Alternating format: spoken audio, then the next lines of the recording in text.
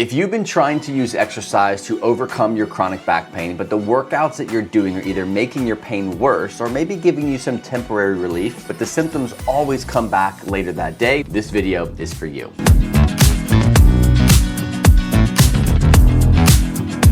If you're new here, my name is William and I teach people how to overcome years and years of chronic back pain on their own with the use of their mindset, movement, and a smarter approach to strength. I'll be revealing 3 ways you should be modifying your exercise to see lasting relief. The problem with the fitness culture when it comes to chronic back pain relief is that most people look at exercise just from an exercise perspective, right? I want to get sweaty, I want to look better, I want to lose weight, whatever it might be. That's an exercise perspective. What you have to do is look at it from a pain perspective, which is why if you go into the gym and talk to anybody who would consider themselves having a bad back, despite their efforts in the gym, their back still hurts. They're trying to use exercise from an exercise perspective when their back needs something entirely different. So if you want to get to the point where you're not just managing your symptoms and you want to use exercise as a tool to get out of pain, you've got to look at things a little bit differently. The first important concept is stop eliminating exercises due to pain. You will eventually be unable to eliminate or take away any more exercises because they'll all cause pain. What you have to do instead is get off of that loop of pain. When it comes to elimination, what's going to eventually happen is your body, your sensitivity system is going to continue to be dialed up because some of these exercises that you remove are a part of daily life, bending, twisting, lifting. So if you stop doing these things in the gym and you're scared to do them at home, well, you're just building more of an intolerance to this specific movement. Before we jump into the second key concept, if you are actually currently in the gym trying to navigate working out or picking the right exercises, I like to first start with the structure of the workout. And I actually put together a free guide that you can have completely free, fitnessforbackpain.com/pain-free training. Looking at the structure of the workout, how you're putting things together, the order of what you're doing from the warm up to the core train to the exercise choice, what are you picking, when are you doing these things? They all matter when it comes to calming down this central nervous system, but also being in the gym and using movement and exercise as a relief strategy. This free guide walks you through everything and gives you the exact blueprint that I would give you if you and I were working one-on-one. fitnessforbackpain.com/pain-free training. Now let's jump back in. The second key concept is finding your current tolerance levels. Instead of working around them, work with them. A good example of this in action is me wanting to do the weighted bent over row. It's a very scary exercise for a lot of people who have chronic back pain. Instead of me just blasting through it and hoping for the best, I have to find a variation of that bent over row that may not even be loaded yet, and then starting there to build tolerance back in my low back. Now there's 2 parts of how you do this. One is the mindset work. You have to not be on guard and protecting yourself. There is the tissue issue. You have to address the tissue intolerance, the sensitivity, the inflammation that's been there for years and years due to you not actually addressing the root issue. An example of what I mean by this is one thing I teach inside of my Strength and Pain Relief Accelerator program when I'm working with somebody one-on-one is what I call melt before you move. It addresses the mind-body connection, the fear of bending over, the stiffness, the tightness that someone might experience, and the pain that usually follows that. The other part of this is addressing the actual tissue pain, the inflammation, the sensitivity in these tissues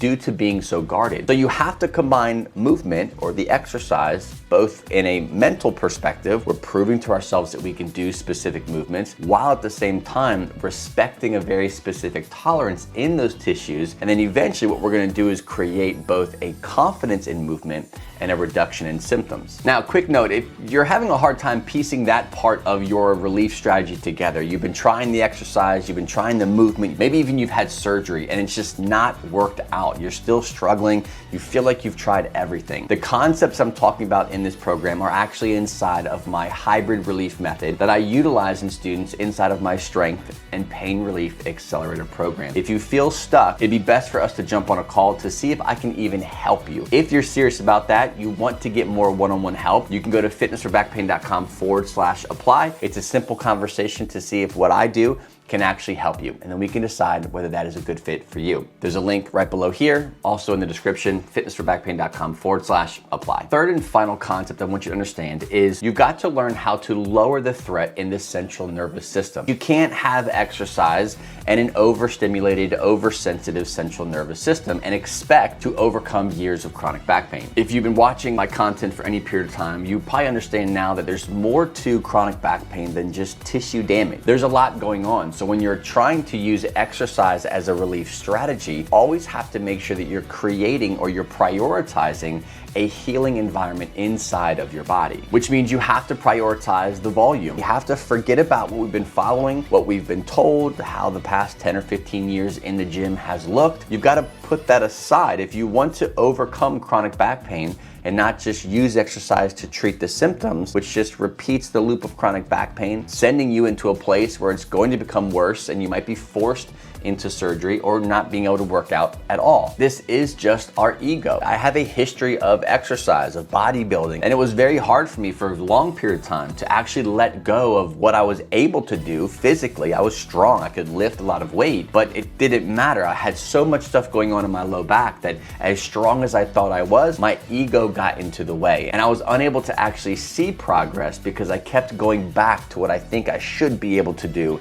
instead of the reality of what I was able to do. So this doesn't mean you have to eliminate working out altogether. You have to just look at the way you're structuring your workout. All the things that I mentioned earlier play into how taxed your central nervous system is. So if you're prioritizing a healing environment, you'll eventually start to see a reduction in sensitivity with just daily activities. This is where you have to dig in and really rely on patience. You cannot push fast. You cannot jump ahead. It took a long time for you to get into the pain that you're in now. If you're doing it right, you're gonna notice that reduction in sensitivity. You have to dig in, be patient, and trust the process. If you do this well, what you're gonna notice is you'll be able to push into what you used to be able to do, slowly incremental movements towards a little bit harder, a little bit more volume, a little bit more frequency, and you're gonna be able to test and see, is my body, is my central nervous system, is my pain system able to handle more? And if you go slow, increasing over time, you're gonna win. Before you go, make sure you go grab that free pain-free training guide. It is the workout structure,